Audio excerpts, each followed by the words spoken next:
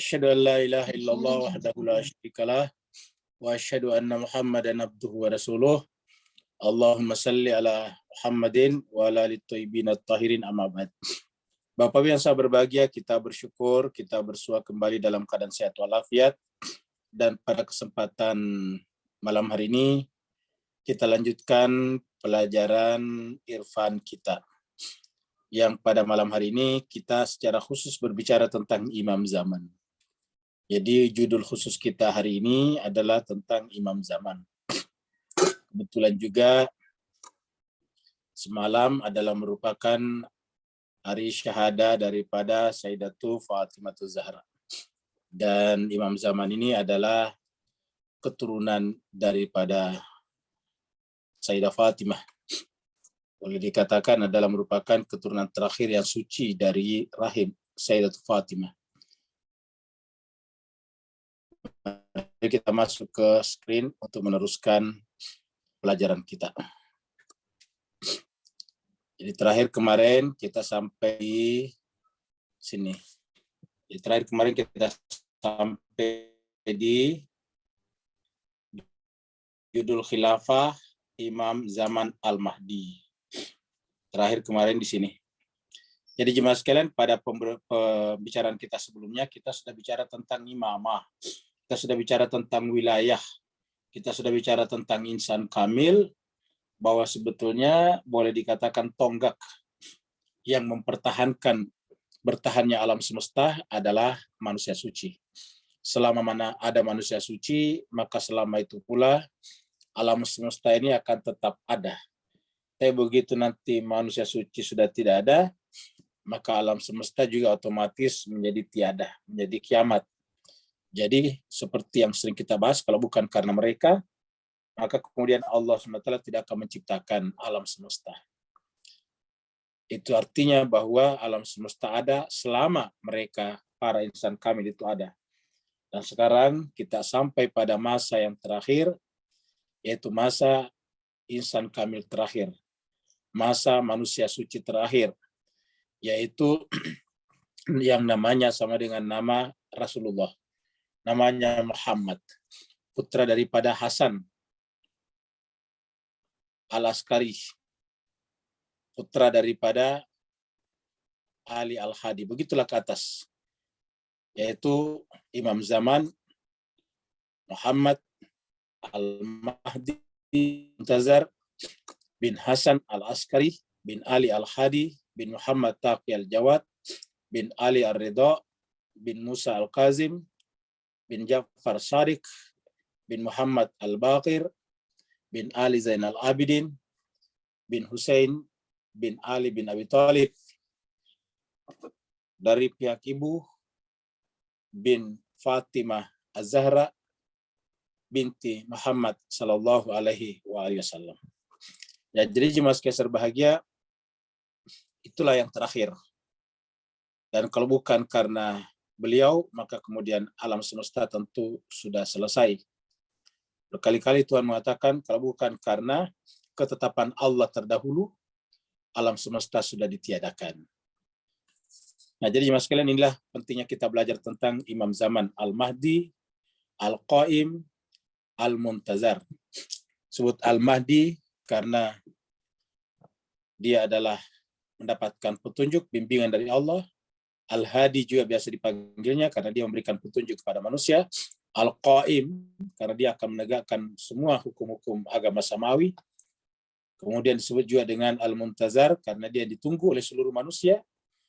Sadar atau tidak sadar, setiap manusia menginginkan keadilan, menginginkan kemerdekaan dalam pengertian yang sesungguhnya, dan itu hanya terjadi di bawah kendali Al-Imam Al-Mahdi Al-Qaim.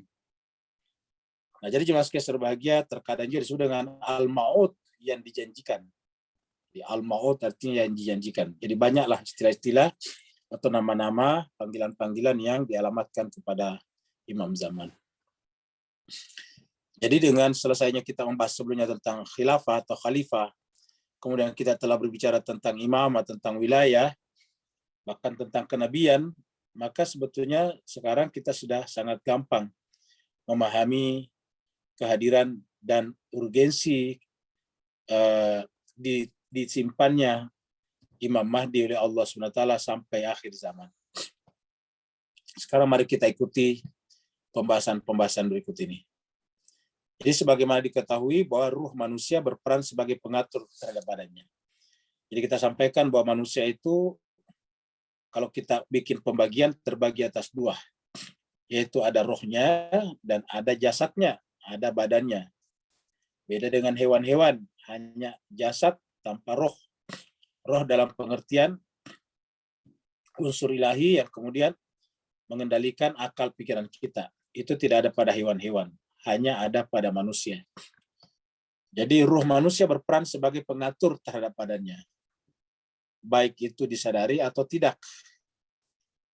Inilah yang membedakan antara manusia dengan hewan-hewan.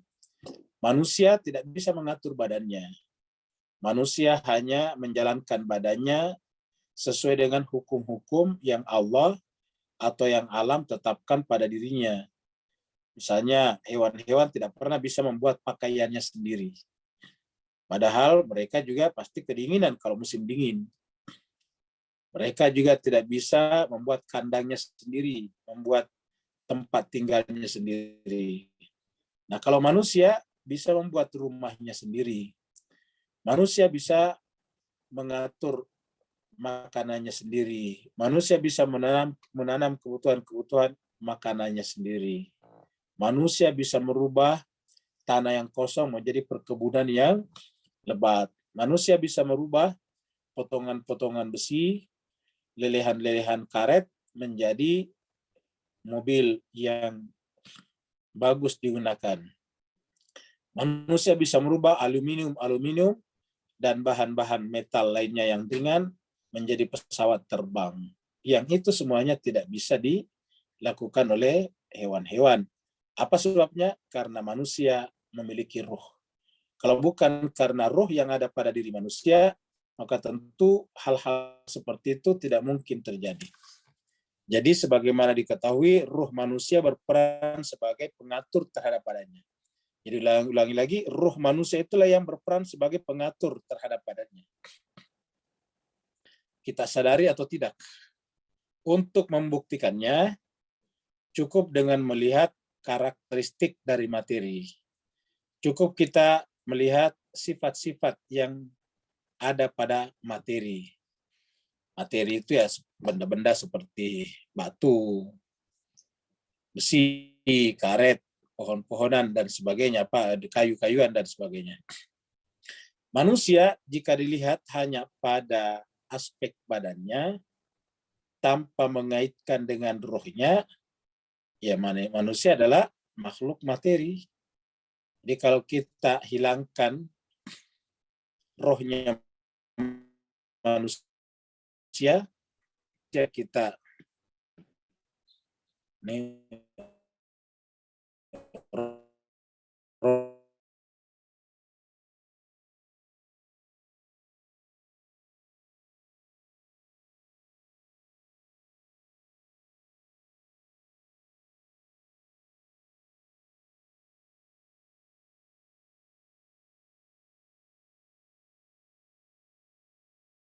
asumsi bahwa materi sebagaimana adanya materi dapat mengatur dan merubah makanan menjadi daging, tulang, kulit, rambut, kuku, dan darah, dan lainnya, maka tumbuhan dan batu pun seharusnya memiliki karakter yang sama dengan manusia.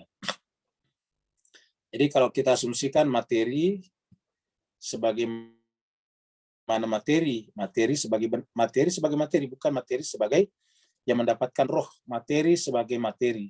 Materi dapat mengatur dan merubah makanan menjadi daging, tulang, kulit, rambut, kuku, darah, dan sebagainya. Ya, maka tumbuhan dan batu pun seharusnya memiliki karakter yang sama dengan manusia, karena semuanya juga materi. Namun hal tersebut tidak terjadi karena sebagaimana diketahui, yang mengatur hal tersebut bukan tubuh kita yang hanya materi semata, akan tetapi yang mengatur adalah ruh kita. Jadi jemaah sekalian, yang mengatur itu adalah ruh kita. yang bisa melakukan. Jadi ada kerja-kerja rohani di dalam tubuh kita sehingga kemudian bisa terjadi perubahan substansi namanya. Perubahan substansi itu seperti tadi, makanan jadi darah, makanan jadi kukuh, makanan yang kita makan, mohon maaf, makanan itu bisa terbuat dari gandum, dari beras, dari sagu, dari berbagai macam makanan-makanan, tapi setelah masuk dalam tubuh kita, melewati pencernaan kita, lalu kemudian terjadi perubahan mendasar.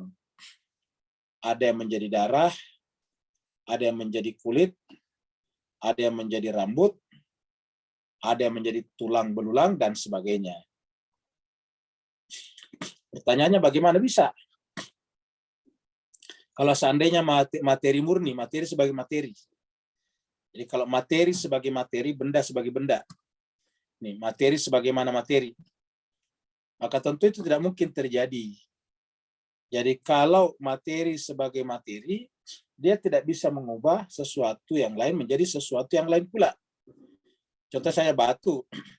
Batu itu tidak bisa merubah dirinya menjadi kayu misalnya. Kayu juga tidak bisa merubah dirinya menjadi batu. Jadi kayu tidak bisa merubah dirinya jadi batu. Batu tidak bisa merubah dirinya jadi plastik. Tidak bisa seperti itu. Ya, jadi tidak pernah kita menyaksikan batu bisa merubah dirinya. Ya, batu misalnya ditimpa hujan, kemudian batu itu berubah jadi besi. Tidak pernah bisa. Lalu kenapa ini terjadi pada makhluk-makhluk biologis, seperti misalnya pada hewan dan tumbuh-tumbuhan, hewan dan manusia? Ya karena sebetulnya ada unsur-unsur non-materi di sana yang kemudian bekerja di balik perubahan itu. Dan sempurnanya itu pada diri manusia, karena kemudian muncul satu entitas yang disebut dengan akal pikiran. Namun hal tersebut tidak terjadi karena sebagaimana diketahui yang mengatur hal tersebut bukan tubuh kita yang hanya materi semata, kan tetapi yang mengatur adalah roh kita. Jadi tanpa kita sadari berdasarkan argumen yang dibangun oleh penulis ini, bahwa ternyata ada unsur-unsur rohani yang terlibat dalam pencernaan kita, sehingga kemudian sagu yang kita makan tiba-tiba berubah jadi tulang. Nasi yang kita makan tiba-tiba berubah jadi darah. Buah yang kita makan tiba-tiba berubah jadi rambut misalnya. Pokoknya apa saja yang kita makan oleh tubuh kita bisa diubah menjadi berbagai macam hal yang dibutuhkan oleh tubuh kita. Apa saja. Semua unsur yang ada dalam tubuh kita akan terpenuhi dengan makanan yang kita makan setiap hari tersebut. Nah, bagaimana bisa terjadi?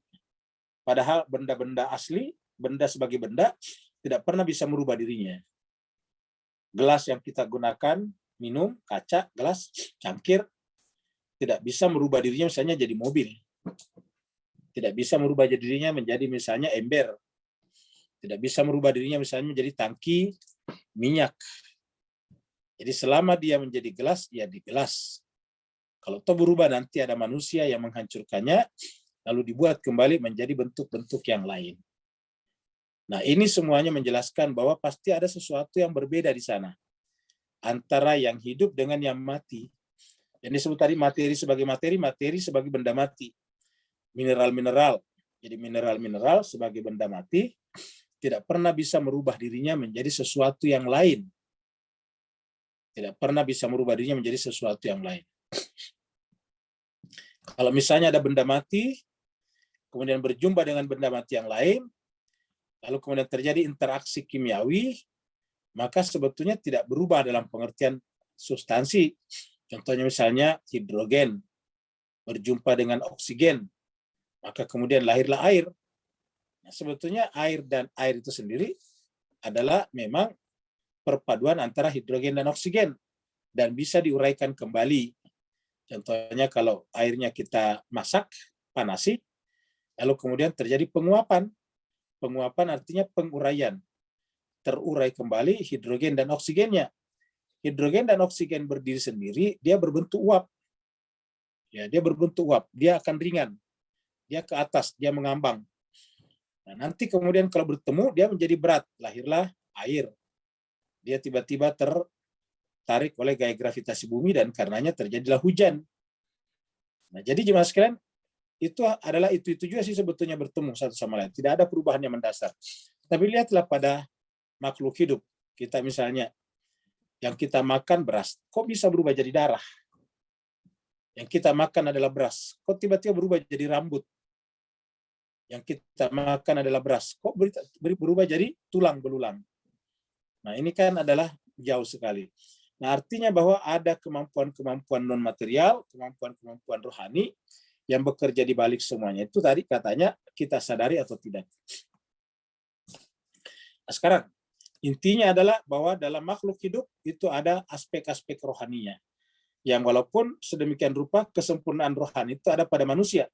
Karena dalam diri manusia lahir satu entitas baru yang bernama akal pikiran. Akal pikiran nanti ini dikembangkan terus-menerus, akan lahir namanya insan kamil. Maka insan kamil itu pasti dia cerdas. Karena insan kamil adalah akal sempurna. Insan kamil adalah akalnya sempurna. Rohaninya teraktualisasi secara sempurna. Inilah yang menjelaskan munculnya yang disebut dengan manusia suci dalam kehidupan material kita. Hubungan alam semesta dengan imam zaman pun demikian halnya. Jadi antara imam zaman dengan alam semesta seperti itu. Jadi alam semesta ini seperti jasadnya, imam zaman ini adalah seperti rohnya. Kalau kita lihat, imam zaman sebagai manusia sempurna adalah roh. Imam zaman adalah rohnya, sedangkan alam semesta adalah badannya. Jadi kalau tidak ada rohnya, tentu badannya akan mati. Jadi kalau alam semesta ini tidak ada imam zaman, tentu tidak mungkin eksis, tidak mungkin ada, tidak mungkin mewujud, ya tidak mungkin hadir. Apa sebabnya? Ya karena tidak ada lagi yang mengatur semuanya. Walaupun menurut para ilmuwan kita itu bersifat alamiah. Oleh karenanya, dalam tasawuf atau irfan, manusia disebut sebagai makrokosmos. Kalau dalam bahasa ilmu pengetahuan filsafat, biasanya itu yang disebut dengan alam makrokosmos adalah alam semesta, dan manusia disebut sebagai mikrokosmos. Jadi ulangi, kalau dalam pembahasan filsafat umum, yang namanya alam semesta disebut dengan makrokosmos. Jadi kita lihat di sini. Jadi dalam filsafat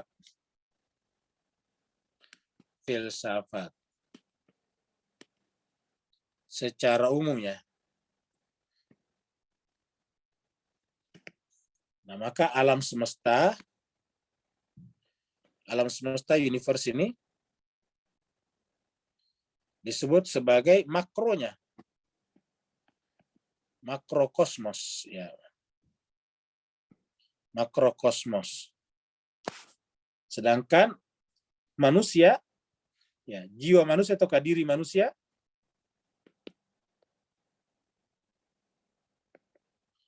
disebut sebagai mikronya, mikro ya. Mikrokosmos ya. Jadi alam semesta disebut makrokosmos, diri manusia disebut dengan mikro. Ingat kata makro dan mikro.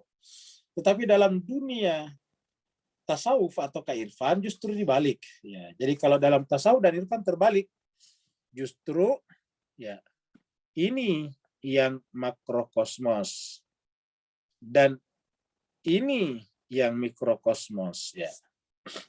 Jadi kalau dalam bidang tasawuf ini, ya, ini tasawuf atau irfan, yang terjadi adalah ini. Alam semesta adalah mikrokosmosnya, diri manusia makrokosmosnya. Ya. Jadi artinya dalam bidang tasawuf, manusia itulah yang inti.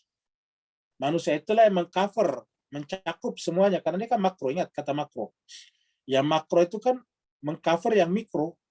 Sebaliknya yang mikro tidak mungkin mengcover yang makro. Nah, saja makro kan besar, mikro kecil. Nah, sedangkan dalam pandangan filsafat umum, bukan filsafat Islam, dalam pandangan filsafat secara umum, mereka sebut alam semesta sebagai makrokosmos.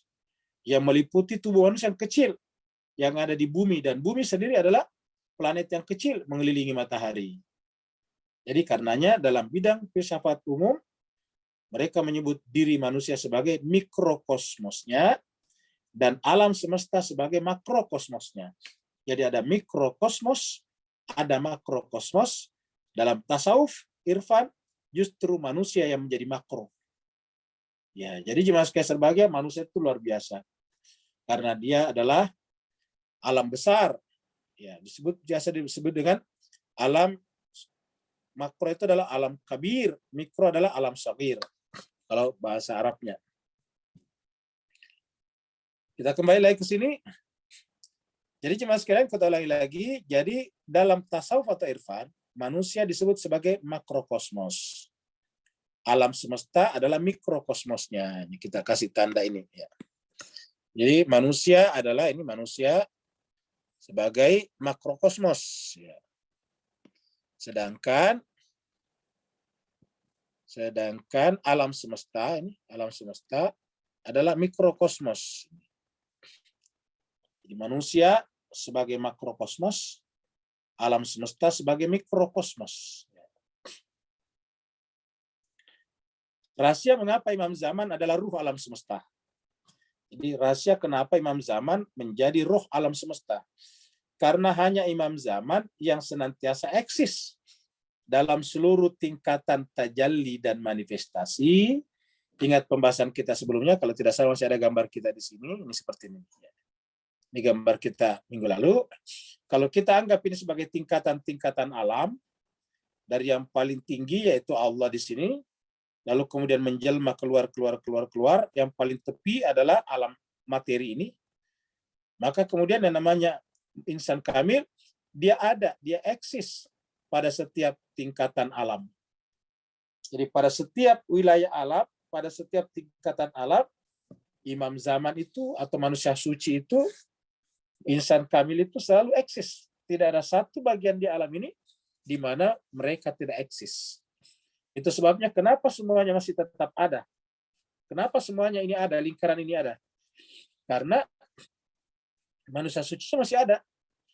Jadi Imam Zaman, pada dirinya ada aspek-aspek materi, dia ada di sini. Pada dirinya ada aspek-aspek malakuti, dia ada di sini. Pada dirinya ada aspek-aspek nasul dulu ada di sini. Pada dirinya ada aspek-aspek malakuti ada di sini. Pada dirinya ada aspek-aspek jabarut ada di sini. Pada dirinya ada aspek-aspek misalnya rohani ada di sini. Kemudian lahut ada di sini. Begitulah. Karena pada semua tingkatan eksistensi dia ada, maka semua lingkaran eksistensi ini juga tetap bertahan. Contohnya saya, kalau Imam Zaman ditarik dari sini nih. Tarik dari sini, pindah ke sini, maka dia harus hilang ini. Ya. Jadi ini kalau ini Imam Zaman kita tarik ke sini. Dia tinggalkan alam ini. Berarti dia harus hilang ini. Tidak ada penyanggahnya. Tidak ada core-nya. Lalu kalau begitu Imam Zaman masih ada di alam fisik dong? Jawabannya iya. Jadi Imam Zaman itu ada di alam materi. Cuma tidak terjangkau oleh panca indera kita. Seperti mana yang pernah kita jelaskan, kalau siang hari pasti ada matahari. Kalau tidak kelihatan, itu hanya karena tertutup awan. Jadi kalau siang hari, pasti matahari ada di atas kepala kita. Kenapa tidak kelihatan? Ya, tidak kelihatan banyak sebabnya. Satu, karena kita berada di dalam rumah. Ya, tentu tidak kelihatan mataharinya. Kita keluar, tapi di luar ada awan tebal. Ya, tidak kelihatan mataharinya. Nah, berada dalam rumah artinya apa? Kita mengungkung diri kita di alam ego kita. Kita tidak bisa merasakan kehadiran Imam Zaman. Kita coba keluar dari ego kita, tapi kita terhijabi dirinya, jiwa kita oleh kecintaan kepada dunia. Maka kemudian juga tidak bisa menyaksikan Imam Zaman. Jadi kalau Imam Zaman tidak nampak oleh kita, itu bukan karena Imam Zaman tidak ada di alam materi, tetapi karena kitanya yang masih tertutup awan, sehingga matahari tidak kelihatan. Contoh misalnya Nabi Khidir. Nabi Khidir itu oleh mayoritas kita manusia tidak kelihatan. Tetapi oleh orang seperti Nabi Musa kelihatan. bahkan bisa berbicara, bahkan bisa berguru kepadanya. Nabi Musa bisa menjumpai Nabi Khidir, bahkan bisa berguru kepada Nabi Khidir. Apa sebabnya? Karena Nabi Musa memenuhi syarat untuk itu. Inilah juga yang harus kita lakukan supaya syarat itu terpenuhi. Jadi kesimpulannya, imam zaman atau manusia suci ada pada semua tingkatan keberadaan atau keeksistensi ini, sehingga semua tingkatan eksistensi masih tetap ada, bertahan karena adanya insan kamil tersebut. Rahasia mengapa imam zaman adalah roh alam semesta, karena hanya imam zamanlah yang senantiasa eksis dalam seluruh tingkatan tajalli dan manifestasi. Jadi seluruh tingkatan tajalli dan manifestasi selalu eksis, selalu ada di seluruh tingkatan tajalli dan manifestasi. Eksis dalam seluruh tingkatan tajalli dan manifestasi. Meskipun batinnya naik ke maqam uluhiyah, akan tetapi lahirnya tetap saja ada di bumi. Maksudnya kedua aspek di dalam dirinya senantiasa terjaga. Ya, aspek ilahiyahnya dan aspek khalqiyahnya, pembahasan kita sebelumnya. Jadi ada aspek khalqiyah dan ada aspek ilahiyah. Aspek ilahiyah itu dari rohani, roh, aspek khalqiyah dari badan jasmani. Jadi ini adalah perpaduan yang sangat sempurna. Jadi pada diri manusia itu terwujud semua tingkatan ini. Di dalam diri manusia terwujud semua tingkatan ini. Dari aspek paling luar sampai pada aspek paling dalam. Bedanya adalah kalau orang manusia suci, dia sempurna pada semua level itu. Hari ini, mengapa imam zaman jauh dari umat? Ini pertanyaan yang sering diajukan. Kenapa imam zaman itu jauh dari umat? Tidak nampak, padahal terjadi masalah di mana-mana. Jadi sebagai sebelum kita jawab berdasarkan buku ini, perlu kita sampaikan bahwa imam zaman itu kan sebetulnya sama statusnya dengan imam-imam yang lain. Sama statusnya dengan Imam Hasan, Imam Hussein, Imam Ali Zainal Abidin, Imam Baghir, Imam Sadiq, Imam Musa Kazim, sama semuanya. Tidak ada bedanya. Nah, imam manusia suci semuanya adalah penerus risalah Nabi. Semuanya adalah warasatul Nabi.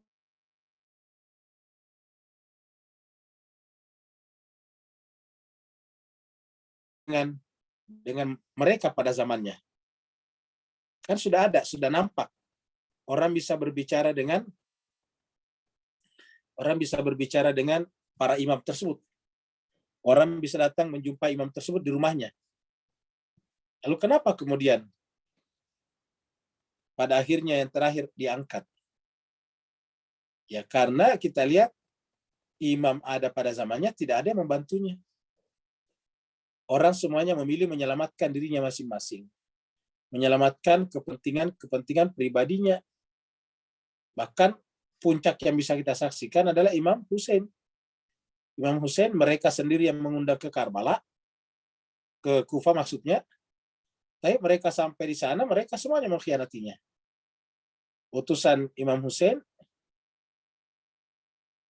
Muslim bin Aqil, lalu kemudian mereka khianati. Muslim bin Aqil sampai diceritakan dia hidup seperti orang yang tidak punya rumah, homeless.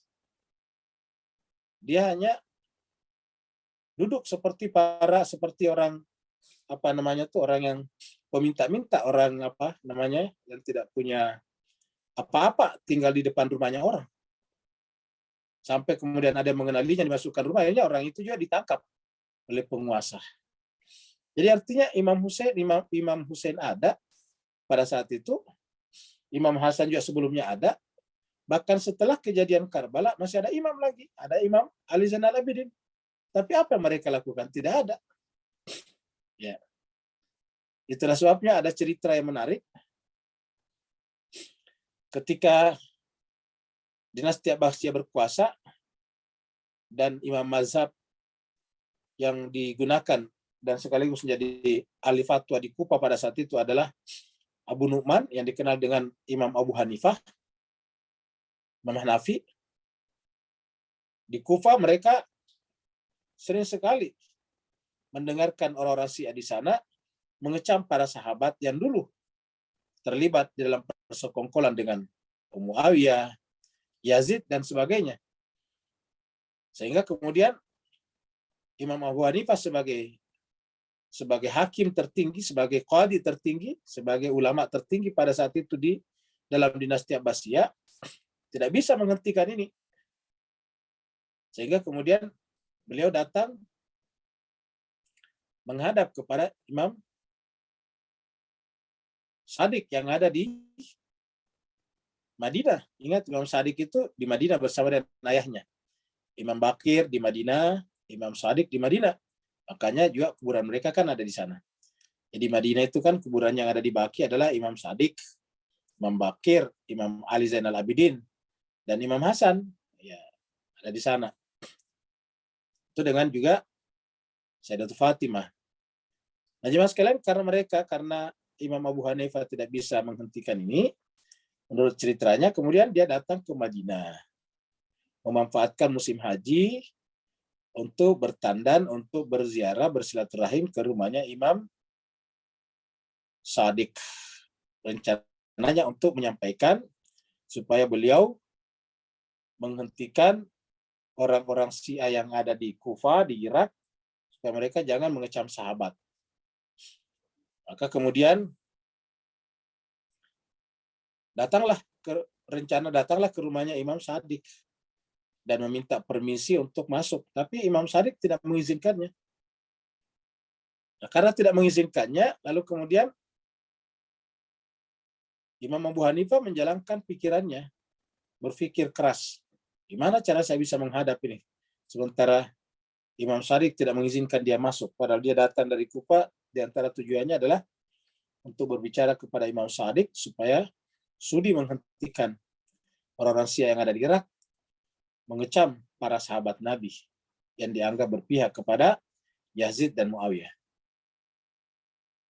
Lalu kemudian dari jauh dia menyaksikan ada orang-orang dari Kufah yang akan menghadap kepada Imam Shadiq. Melihat ini datang, maka kemudian Imam Abu Hanifah pun memanfaatkan kedatangan mereka untuk menyelinap. Ya, menyelinap itu tanpa izin, menyelinap masuk. Jadi karena rombongan ini sudah janjian akan diterima oleh Imam Shadiq, maka dia tiba-tiba menjadikan dirinya bagian dari rombongan itu, nyelinap namanya. Jadi menjadikan bagian daripada rombongan itu, ketika rombongan itu masuk, dia ikut masuk. Ya. Dia ikut masuk. Nah, kemudian setelah berbicara, menyampaikan, meminta nasihat-nasihat, dan Imam Shadiq memberikan nasihat-nasihat, lalu kemudian keluarlah mereka yang dari Kufah ini. Karena Imam Abu Hanifah punya hajat, punya keinginan untuk dibicarakan dengan Imam Shadiq, dia masih tinggal sendiri. Dia tidak ikut keluar, karena dia ingin berbicara berdua dengan Imam Shadiq.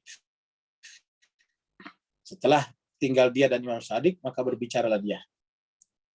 Wahai putra Rasulullah, itu orang-orang di Kufah, Imam Shadiq kenal Abu Hanifah karena pernah belajar sama dia. Jadi ini muridnya Imam Shadiq juga. Lalu kemudian menyampaikan keinginannya bahwa itu di orang-orang di Kufah, hampir setiap saat mereka mengecam sahabat-sahabat Nabi. Itu adalah pengikut kamu, pengikut Anda, wahai Imam Shadiq. Cobalah nasihati mereka supaya jangan menghentikan itu. Kata Imam Shadiq, percuma. Loh, kok percuma kan kamu imam? Dia bilang tidak ada lagi yang mereka mendengarkan saya di sana. Di Kufah itu nggak ada lagi yang mendengarkan saya. Mereka berjalan sesuai dengan kepentingannya sendiri. Dia katakan harusnya ada. Dia bilang tidak ada. Mana buktinya? Ya kamu sendiri, kata dia. Kamu ini kan orang Kufah. Kamu masuk di sini tanpa saya undang.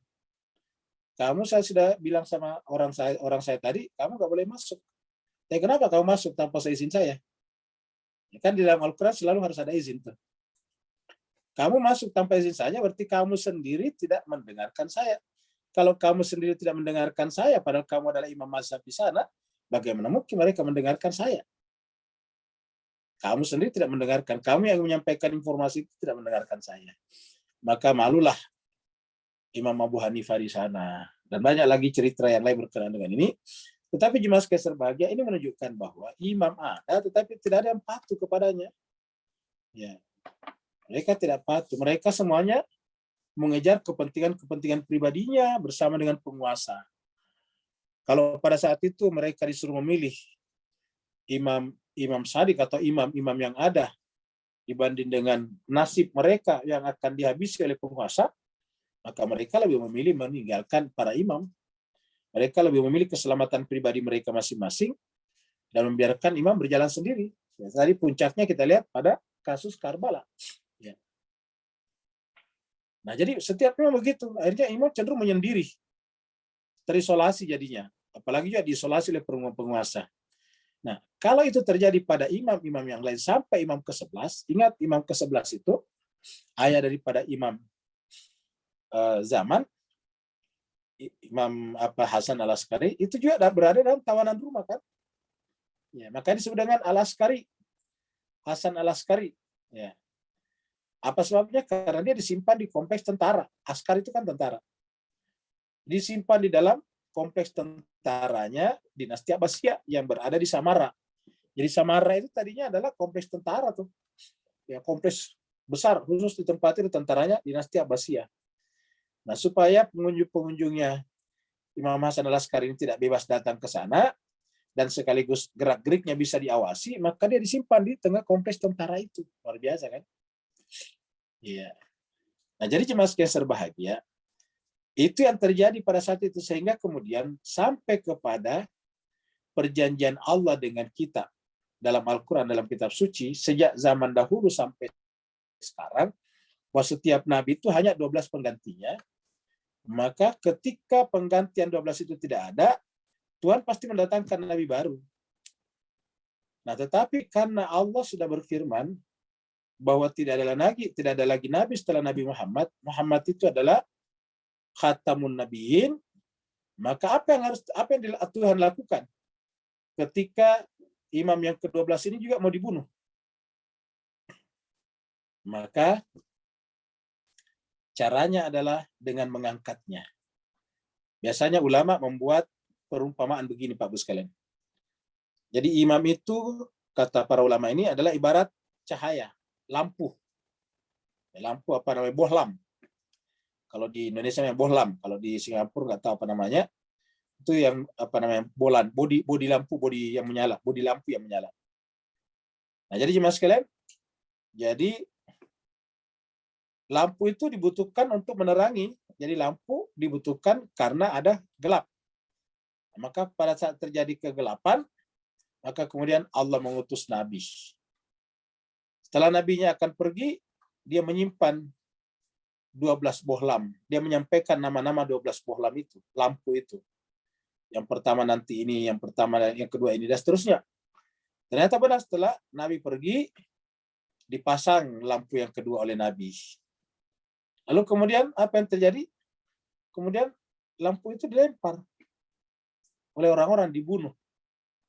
Akhirnya kemudian dipasang lagi oleh Tuhan melalui nabi bohlam yang kedua, balon yang kedua, lampu yang kedua. Dibunuh lagi, dilempar lagi, pecah lagi. Pasang yang ketiga, dilempar, pecah lagi. Pasang yang keempat. Begitulah sampai kepada balon atau bohlam yang ke-11 juga dilempar dan pecah. Begitu Allah SWT ingin memasang balon yang ke-12, mereka ingin melemparnya lagi. Akhirnya Allah simpan. Karena perjanjian kita hanyalah 12, maka tidak mungkin Tuhan pasang lagi nih. Selama apa? Selama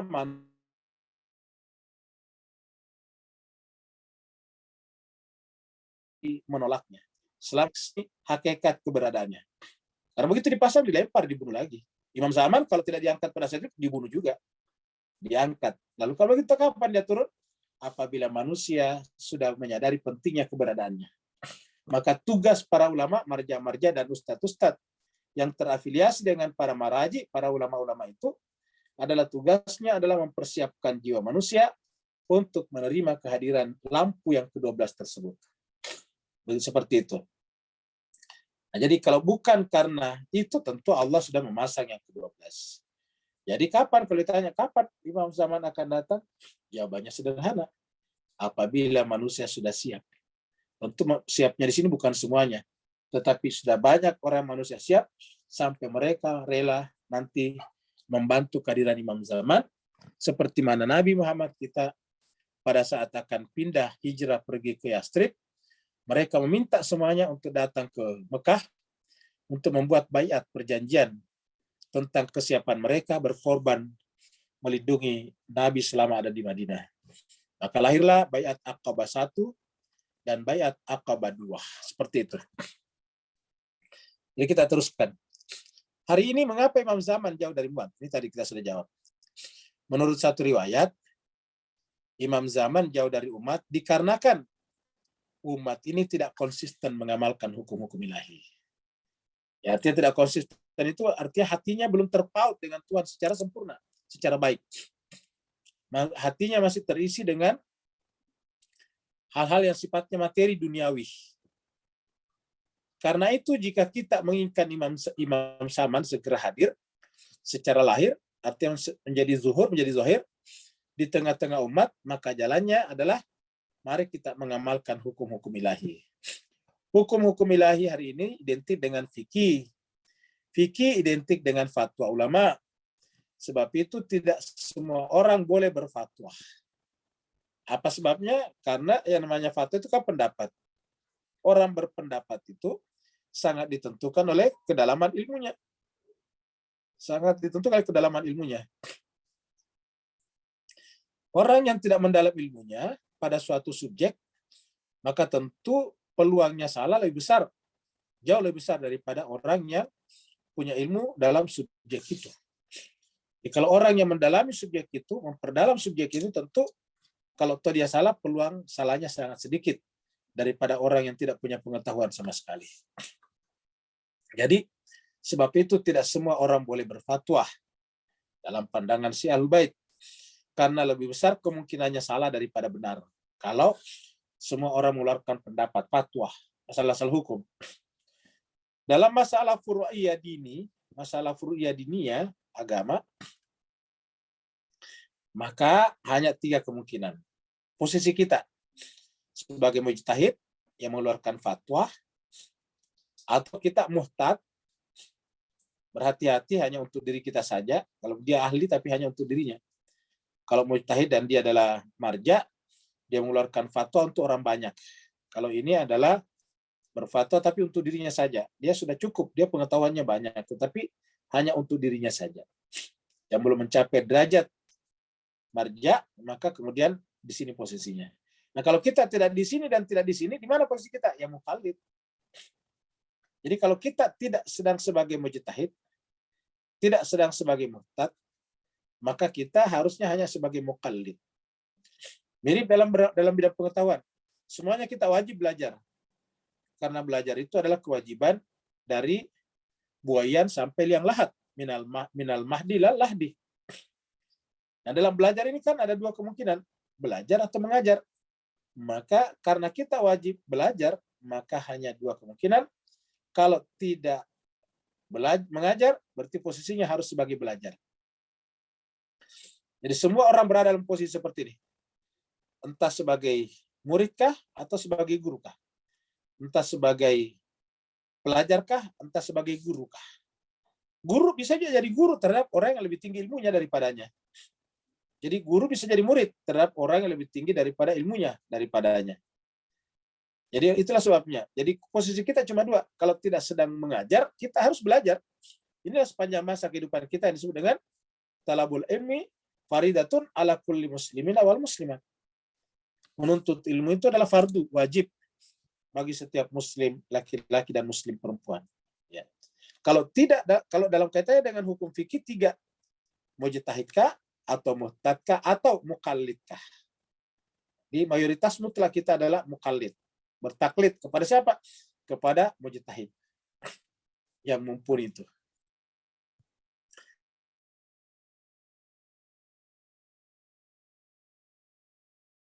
Berikutnya, jika dipahami bahwa imam zaman, maka alam semesta bergantung padanya.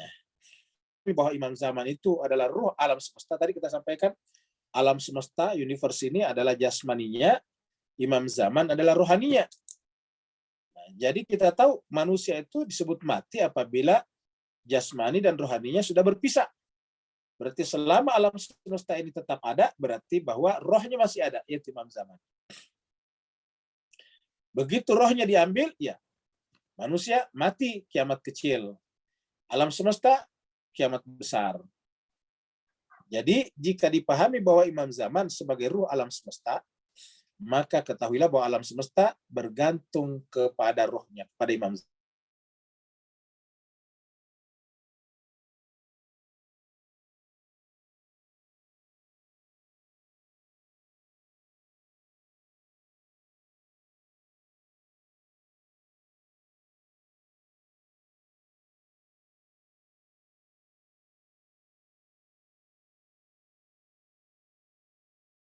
Kehancurannya kalau imam zaman sudah ditarik. Seperti tadi gambaran kita yang lingkaran-lingkaran. Ya. Jadi sebagaimana badan manusia bergantung kepada rohnya.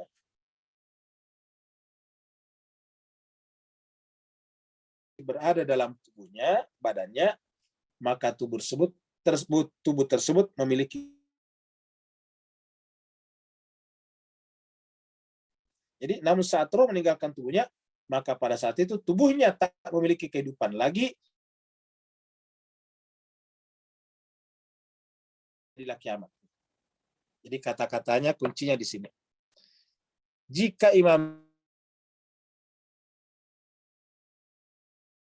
bertahannya sekarang alam semesta, karena imam zaman ada, tidak bisa dilihat. Itu tadi, karena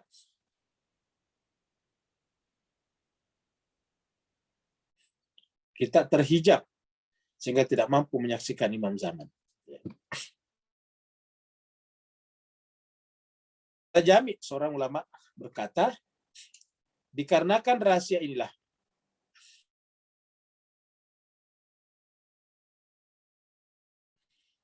pusat alam semesta adalah bumi ini. Jadi markas alam materi ada di bumi. Imam zaman beranjak dari markas bumi, artinya nanti kalau imam zaman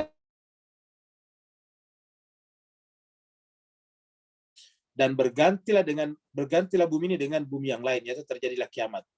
Bumi yang lain. Apa kita naik setingkat? Tadi kita lihat gambar kita di sini. Jadi begitu kita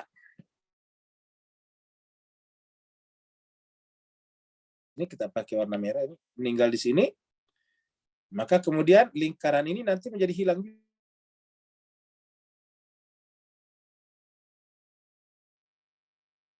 Ya, yang ada pindah ke dalam sini, masuk ke alam malakut. Ya. Kita akan masuk. Jadi setiap alam tidak ada, kita bergerak masuk. Alam tidak ada, bergerak masuk. Alam tidak ada, bergerak.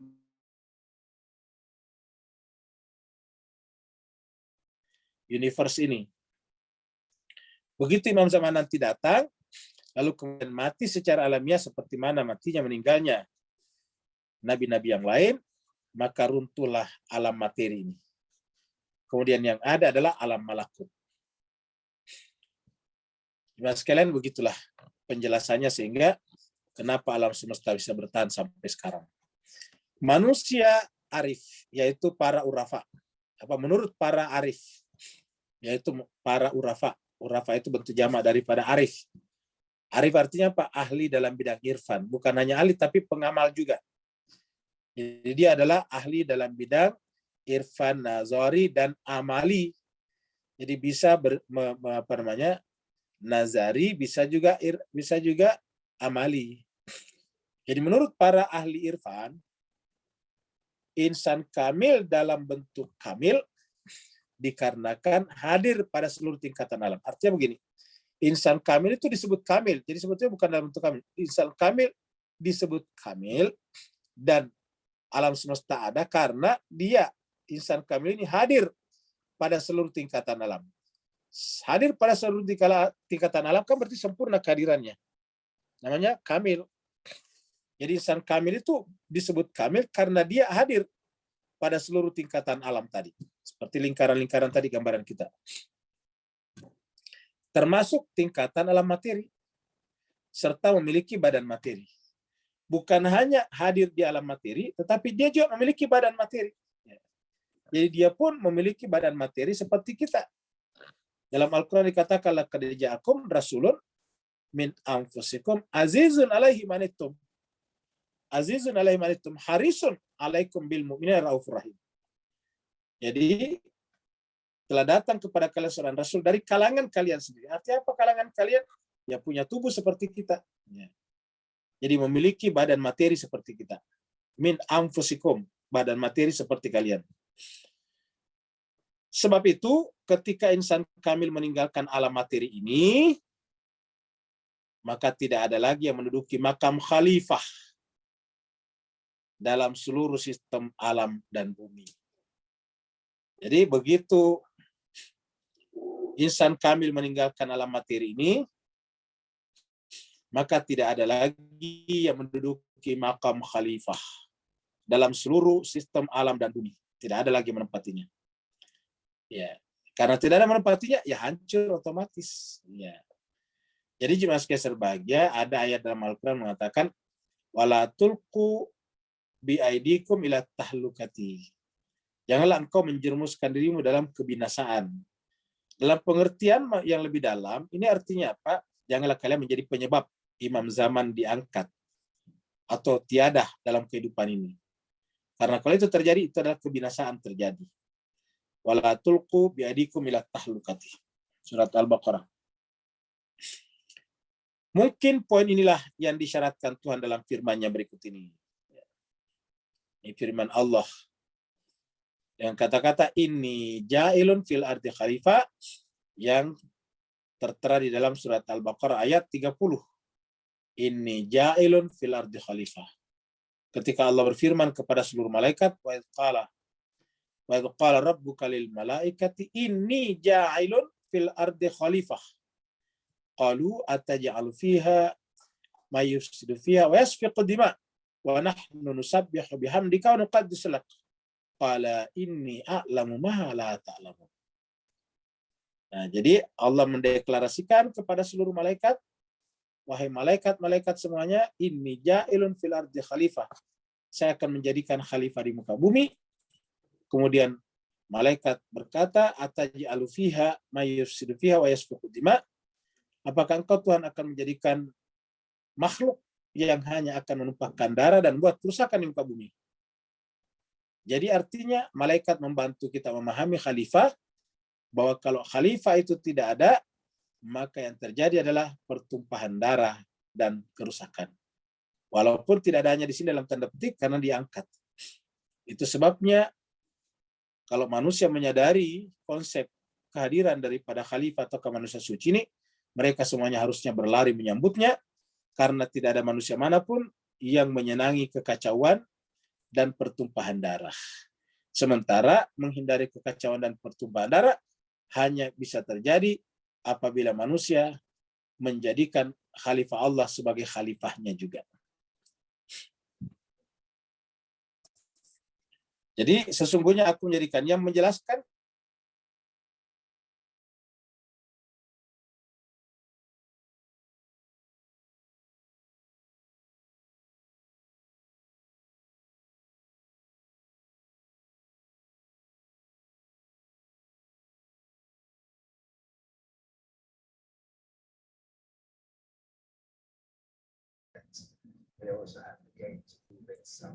harus ada unsur materi. Ini ja'ilun fil ardi khalifah.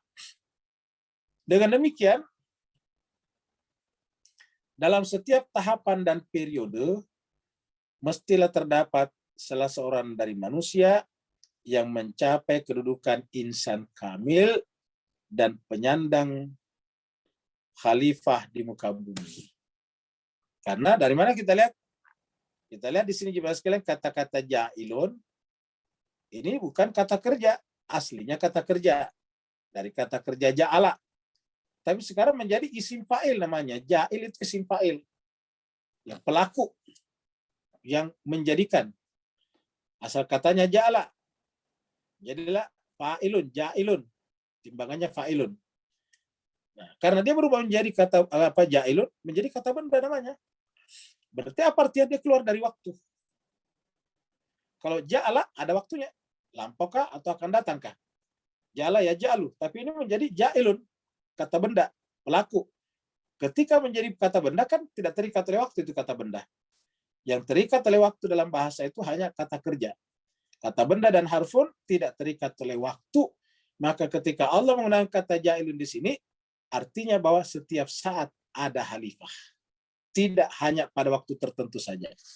Selama ada namanya ruang waktu, maka selama itu juga ada khalifah. Kenapa? Karena ja'ilun ini tidak terikat pada waktu tertentu saja. Ya, jadi jemaah sekalian itu kita pahami dari kata ja'ilun fil ardi khalifah. Jadi kita ulangi lagi, insan dengan demikian dalam setiap tahapan dan periode mesti terdapat salah seorang dari manusia yang mencapai kedudukan insan kamil dan menjadi penyandang predikat khalifah di muka bumi, fil ardi khalifah. Ketika giliran yang paling terakhir dari mereka juga berakhir, maka dengan keberangkatannya, kematiannya, kiamat pun terjadi. Jadi ketika giliran terakhir, giliran khalifah terakhir, khalifah terakhir tidak ada lagi setelahnya, sampai pada masa kepergiannya, kembali kepada Rabb-nya, kematiannya, maka yang terjadi adalah kiamat. Kiamat pun terjadi. Kenapa? Ya tidak ada lagi penyandang, tidak ada lagi core, tidak ada lagi backbone-nya alam semesta ini. Tidak ada lagi tulang punggungnya alam semesta. Begitu tulang punggung tidak ada, seperti kita, kalau tulang kita dihilangkan semuanya, kita akan roboh. Kita akan bertumpuk seperti karung kosong. Karung goni yang kosong. Ya, begitulah juga alam semesta ini. Begitu khalifatullah fil ard tidak ada, maka kemudian alam semesta pun akan kiamat. Nah, jadi Bapak sekalian, saya kira mudah-mudahan gampang ditangkap pentingnya kehadiran khalifah di dalam eksistensi alam semesta ini. Nah, artinya apa? Artinya sebetulnya kalau kita paham konsep ini kita benar-benar sangat berterima kasih kepadanya, terutama bagi mereka para pencinta dunia.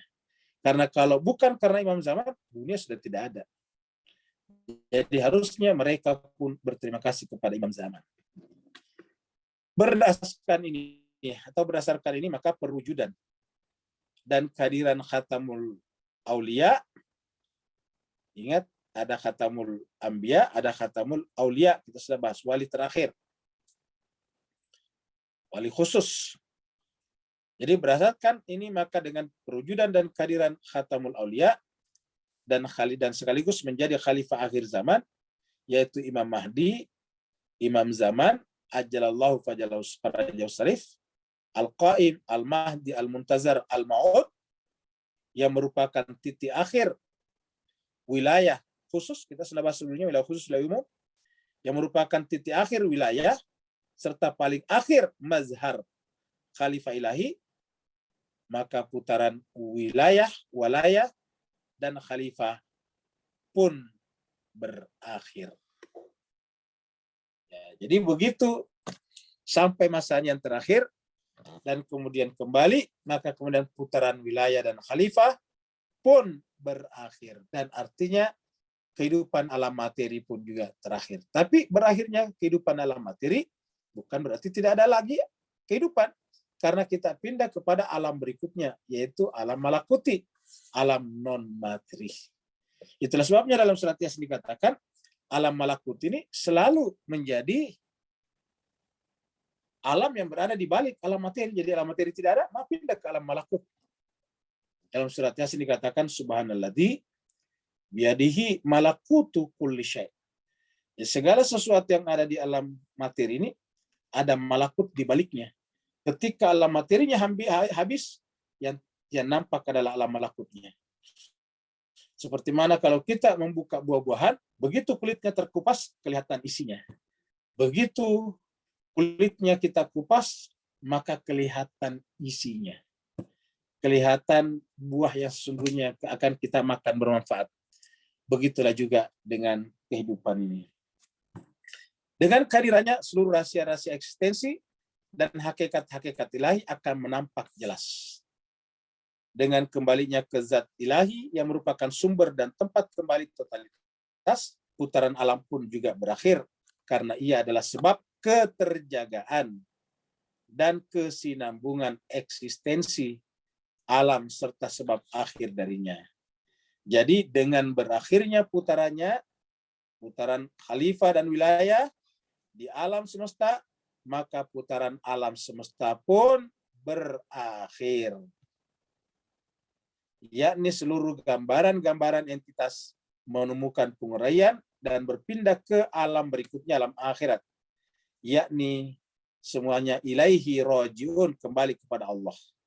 Ya, tinjauan ini senada dengan riwayat dari Imam Ahlul Bait berikut ini. Laula lahjatun lasakhatul ardi bi ahliha. Laula al-hujjah. Ya, ini al-hujjah, bukan haja. Laula al-hujjatu.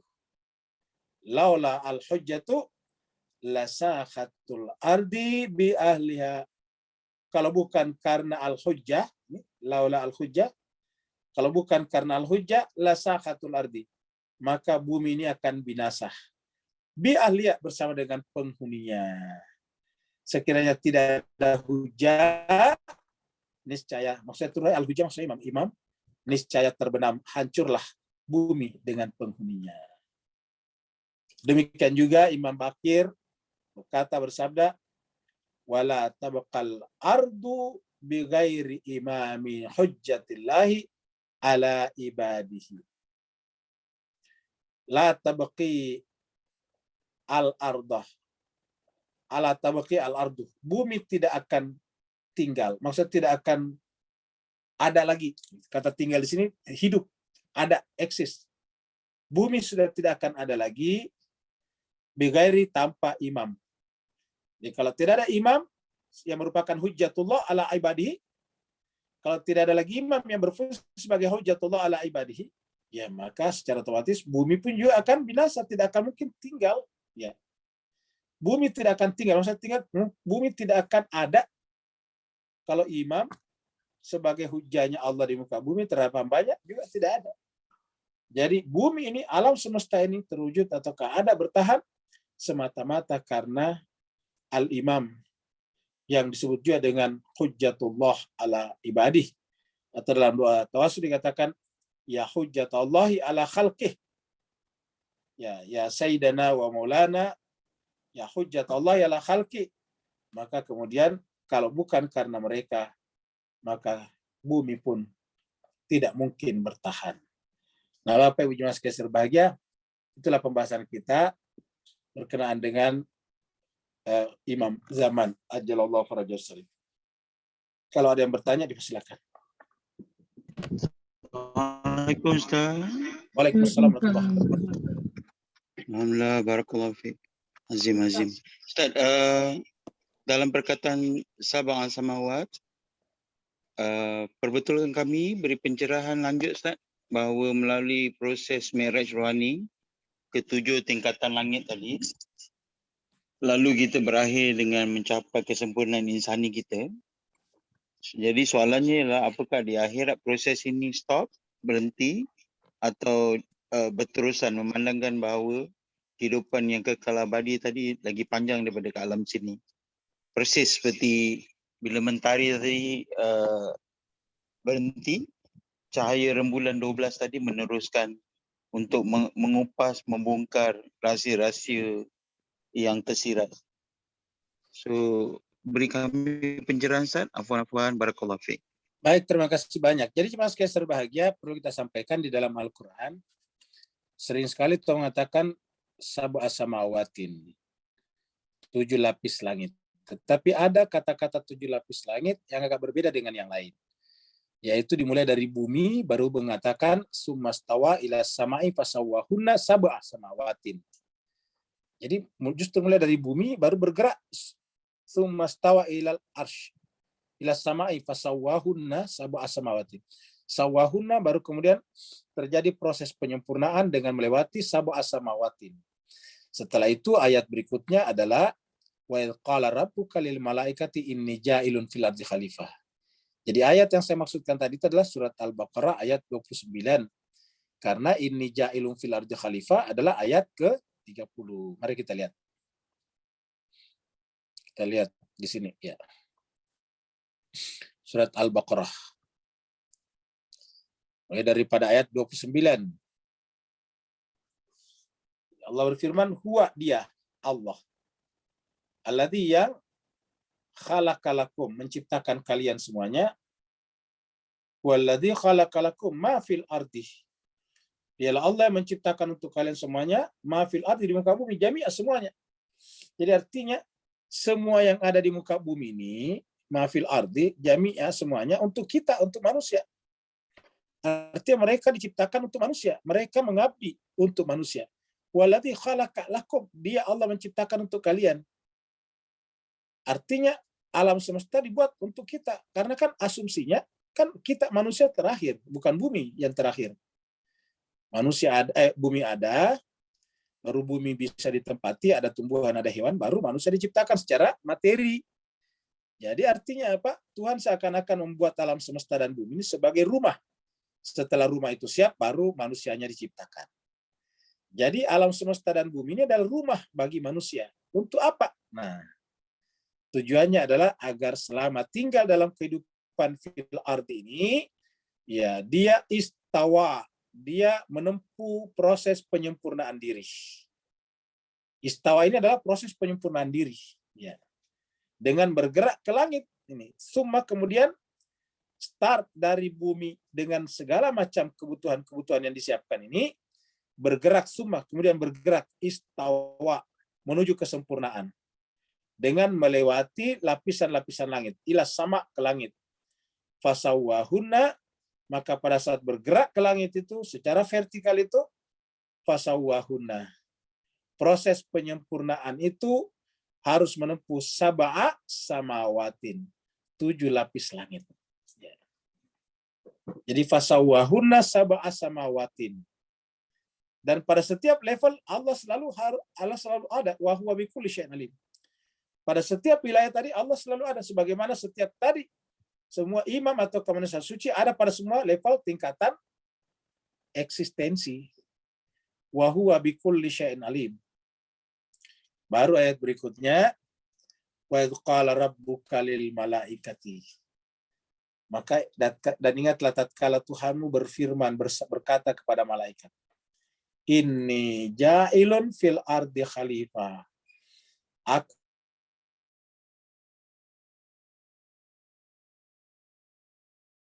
bumi itu khalifah. Nah, kata al-ard di sini kan ya, jadi di sini al-ard.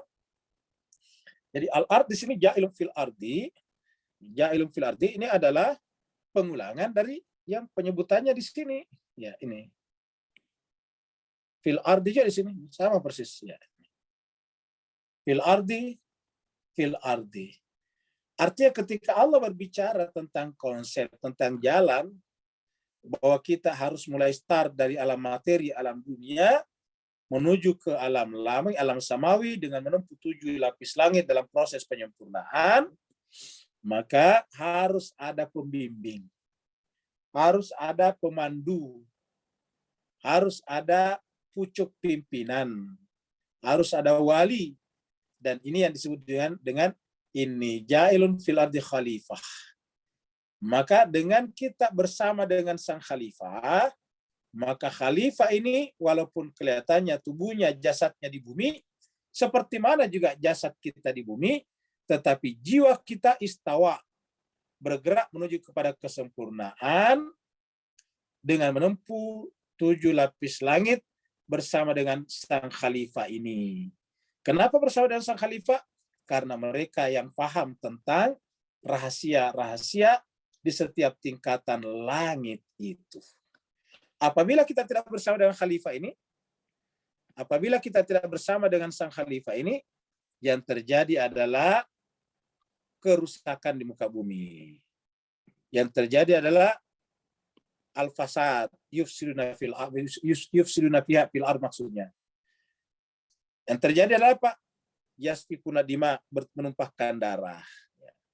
Jadi kalau tidak bersama dengan khalifah, maka yang terjadi di muka bumi adalah yufsidu fil ard, membuat kerusakan di muka bumi, dan yasfiku dima, menumpahkan darah. Ini yang terjadi sekarang.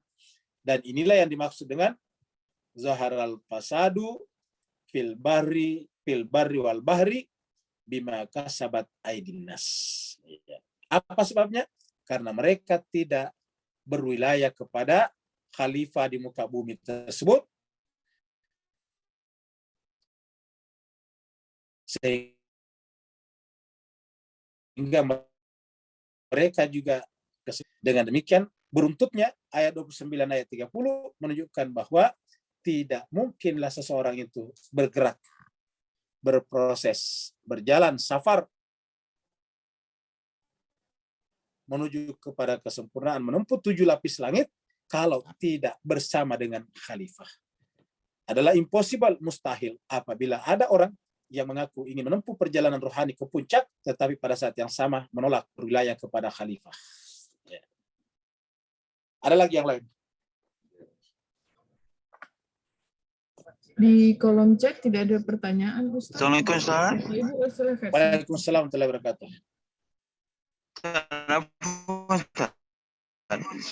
So, proses yang tak selesai bagi seorang pesuluk, apakah diizinkan untuk berterusan di akhirat, Ustaz? Ya, Afwan. Nah, ini jemaah sekalian berbahagia, ada ayatnya di sini. Jawabannya ada di surat An-Nisa. Ya. Ayatnya 100. Ya. Ya, pertanyaannya bagaimana dengan yang tidak mencapai derajat 7 lapis langit, tidak mencapai kesempurnaan baru dipanggil oleh Allah. Ya. Nah, kita baca di dalam surat An-Nisa ayat 100 ini. Surat An-Nisa ayatnya 100. Ya.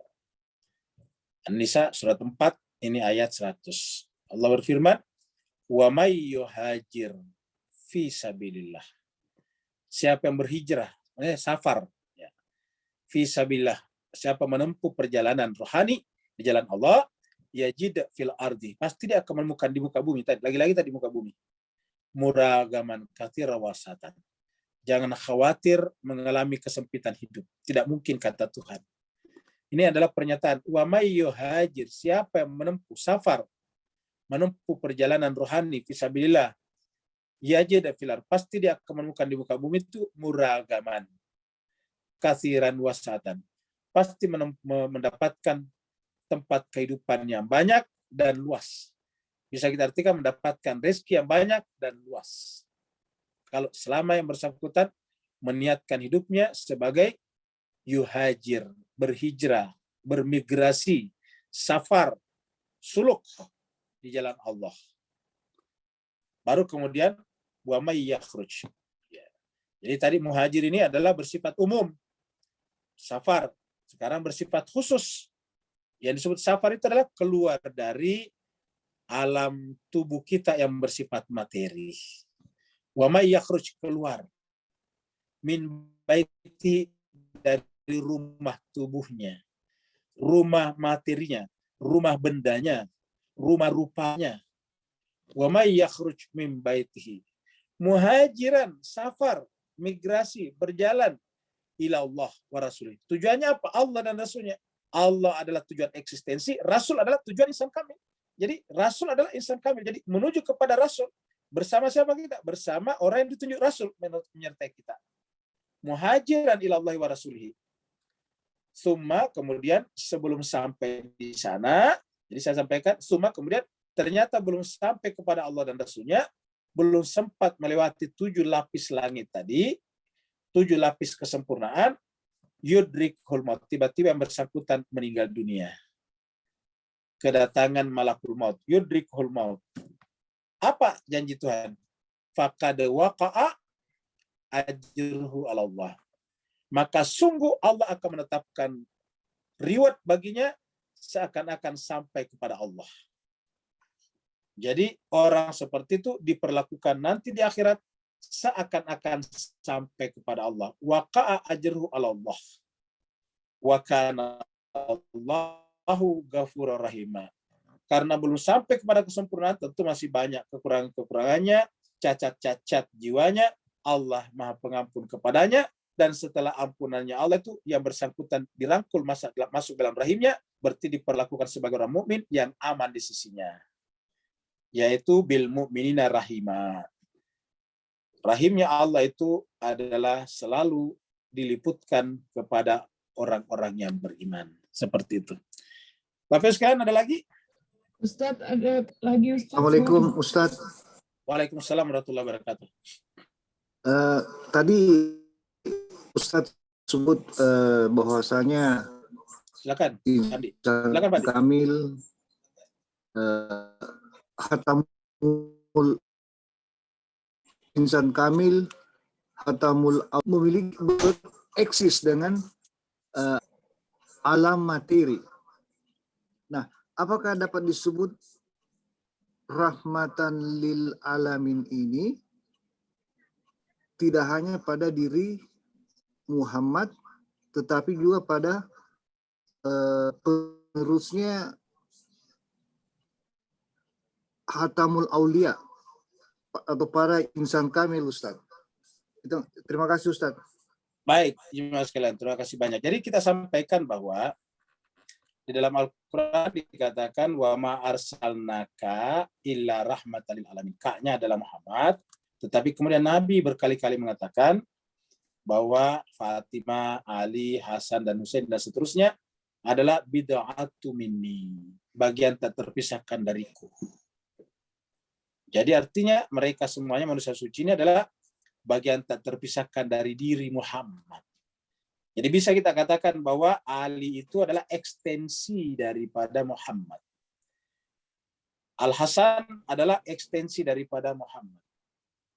Al-Husain adalah ekstensi daripada Muhammad. Sampai yang terakhir Al-Mahdi Al-Muntazar ekstensi daripada Muhammad. Bisa kita katakan bahwa tubuh Muhammad mati, lalu kemudian menjelma, Muhammad menjelma dalam tubuh Al-Hasan, Imam Ali. Imam Ali meninggal dunia, maka Muhammad, rohani Muhammad, Ahmad terjelma di dalam diri Al-Hasan. Begitulah seterusnya, sehingga hakikatnya semua para manusia suci sampai kepada Khatamul Aulia, Imam Mahdi, adalah merupakan jelmaan daripada Muhammad, dan karenanya merupakan rahmatan lil alamin semuanya. Alamin bentuk jamak karena kita lihat satu tingkatan satu alam, satu tingkatan satu alam. Jadi di sini satu alam namanya jamak.